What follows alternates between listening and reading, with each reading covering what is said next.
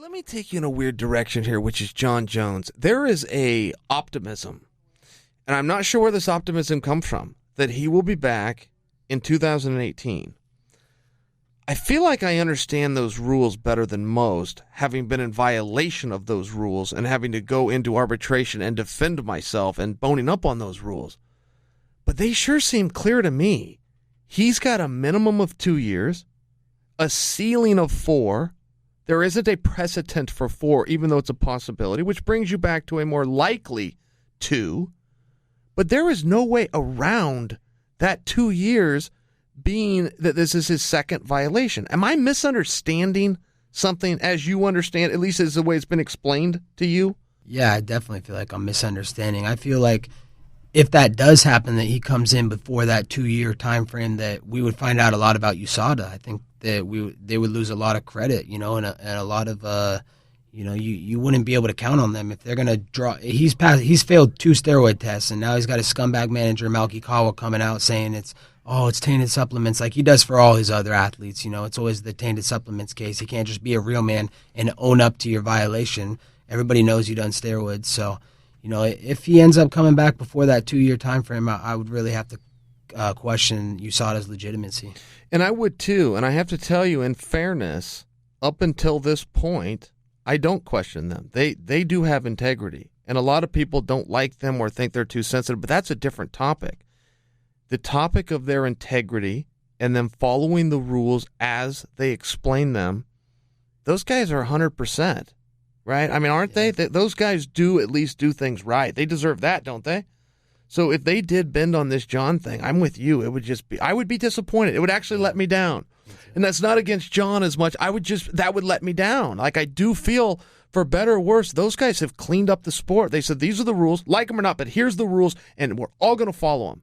I feel like they've done a really good job at that, and that's why I say that I believe it's false optimism to think that he would sit for less than 2 years. I think so too, and I think they're just trying to keep his name in the headlines. Obviously, that's the name of the game is keep your name hot. So I think they're using that more as leverage to keep his name out there. At the possibility, but you never know. His scumbag management team, Malky Kawa and those guys, they're probably trying to pay off the UFC or the USADA somehow to get him back earlier. And you never know, UFC side, they want to do business and make money. So if he's available and USADA clears him, then they're going to want to do business and put him back out there to fight and make their company money. They got a $4 billion installment of that loan to pay back. So they're going to do whatever it takes to make money and, pay back that loan. Yeah. Yeah, they wouldn't be wrong to do so. I mean, you do the best you can with the cards that you have. But speaking to my understanding of this and having been forced to get lawyers and bone up on this on a higher level than I think most people would even understand it, I don't see any way around it, Colby. I mean, it is pretty damn clear. Second violation, 2, 4 years. You could go all the way to 4. I think we could all agree that is unlikely. I don't think we can point to other examples where guys were treated that strict, which does bring us back to 2, but I haven't seen anything within their statute that could make it less than 2 years. And there's been this optimism that we're going to see him by the end of 2018, and I would just be interested where that's coming from. What part of that statute that seems very clear to me? What part of that am I misunderstanding that could even be on the table? If he does come back, another note here, and I know he's pining for the Daniel Cormier fight. There is a large part of me that would never like to see that fight again, because I would like Daniel to be able to move on past it. I feel he has moved on past it. I feel he has accomplished things outside of it. I do feel there's great asterisks next to that. And there is, officially on the record. I don't know that I would want Daniel to give him the shot. I think there would be a part of me where it'd be like, hey, for one time, this guy's not gonna win. He's not gonna do wrong and come out on top. There is a part of me that would like to see Daniel say no. I'd like to see it again for the simple fact, when I don't know if you saw the pictures that came out, but a fan took a picture with Jon at Target, and the guy looks like a little string bean. I mean, he looks completely deflated. And if you look at the fights when he fought Daniel, he looked like a bodybuilder. He was doing those squats. He was juiced up. He was a big guy. So, I'd like to see the fight again, natural. Daniel's the natty goat, the natural, world champion. So I want to see him go against Jon when it's a level playing field. And, but Jon didn't do himself any justice in their court hearing. He's like, oh, I had my managers fill out my paperwork. Jon's the same guy that, the USADA showed up for a random test, and he's hiding under the Jackson Wink cage all day.